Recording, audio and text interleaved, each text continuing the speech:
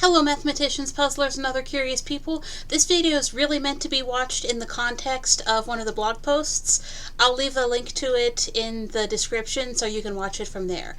But what we're doing in this video is building a figure that's going to help us prove that the interior angles of a triangle have measurements that add up to 180 degrees. And we're going to use GeoGebra to help us out with that. So this is the Linux downloaded version of GeoGebra. One you use in the web app or on your computer might look a little different, but it's got the same basic features. So what we're really curious about here is a triangle. And one thing we know about a triangle is that it has 3 sides, also has 3 corners, basic stuff about what a triangle is. Now what I'm going to do is extend this line here, and I'm going to,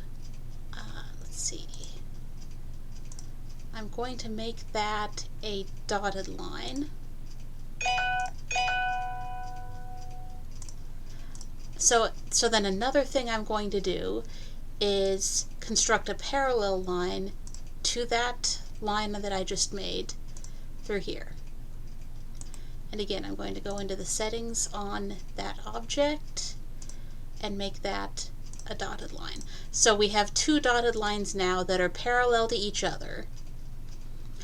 And that is going to help us out with investigating some things about this triangle and its angle measurements. So I'll try to get these in the right order. It's a little tricky, but let's see. So we've got angle B there at the top, and I got them in the wrong order. It happens. Okay, so it's really picky with what order you click these in. So that's 120 and some odd degrees.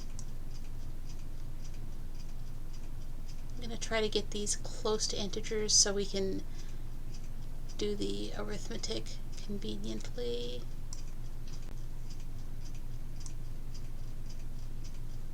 So anyway, really close to 120 degrees. Then this angle here,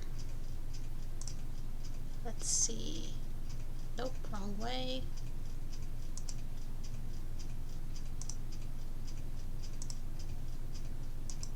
Is this the right way? There we go. Okay, so we have 3 angles. One that's about 120 degrees, one that's about 26, and one that's about 34. If we quickly add that up in a calculator, I'm grabbing my phone to use its calculator app. If we quickly add that up, let's see. Well, since I'm using a calculator, anyway, might as well do decimals. So 119.6 plus 25.93 plus 34.47. That is coming out on here. Come on, show!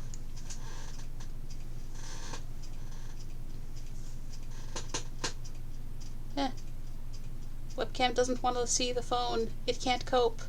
Oh well, anyway, that's coming out to 180 degrees. Okay, so we know that that comes out to 180 degrees, and we want to know if that's going to be true no matter where we drag those points around to.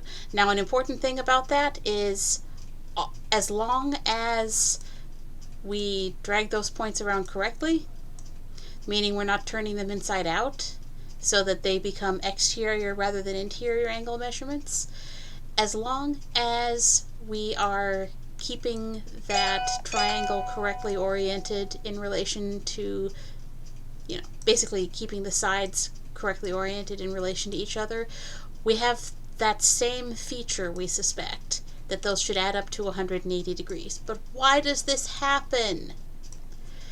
I mean, it's kind of unreasonably awesome if you think about it. Why should those 3 things have to add up to 180 degrees? Well, it turns out there's actually nothing unreasonable about it. We can drop a couple of points anywhere as long as they're on opposite sides of this line to help us out, and draw a couple of angles. And that went the wrong way. Let's see. C, B, E. Okay. So let me just scoot those out. So here's what I notice. I notice this right here comes out the same as this right here.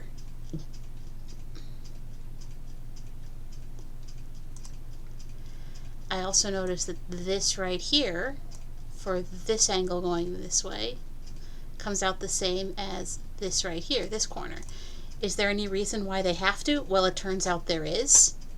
So if we consider these two dotted lines, remembering that they're parallel, and we think of the line going through this segment as a transversal of the two, well, then we've got corresponding opposite interior angles. And so by those, triangle angle properties, angle properties of a transversal going through two parallel lines, we know that those should be equal. So again, the property we're using here is alternate interior angles. And likewise, this and this are across the transversal from each other and on the inside of the parallel lines. So this angle and this angle have to be the same as each other. This angle and this angle also have to be the same as each other. Even though they may be not at all similar, say this one and this one may be not at all similar, but they have to be the same as those corners of the triangle. In other words, those corners of the triangle, when you take the two lower ones and put them together with the third, have to add up to a straight line.